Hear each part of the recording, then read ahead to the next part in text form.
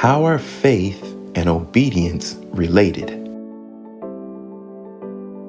By faith, Abraham, when he was called to go out into a place which he should after receive for an inheritance, obeyed, and he went out, not knowing whither he went.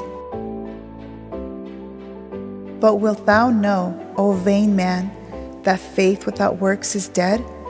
Was not Abraham our father justified by works, when he had offered Isaac his son upon the altar? Seest thou how faith wrought with his works, and by works was faith made perfect? And the scripture was fulfilled, which saith, Abraham believed God, and it was imputed unto him for righteousness, and he was called the friend of God. Ye see then how that by works a man is justified, and not by faith only. Likewise, also was not Rahab the harlot justified by works, when she had received the messengers and had sent them out another way?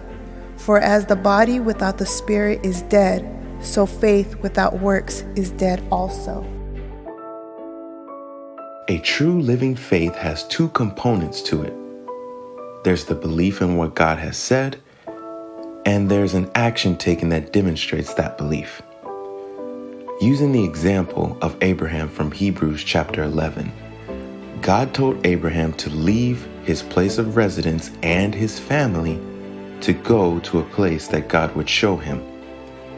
That was going to be the place where God would make a great nation out of Abraham's descendants. The Bible said, by faith Abraham obeyed, and he went out not knowing where he was going.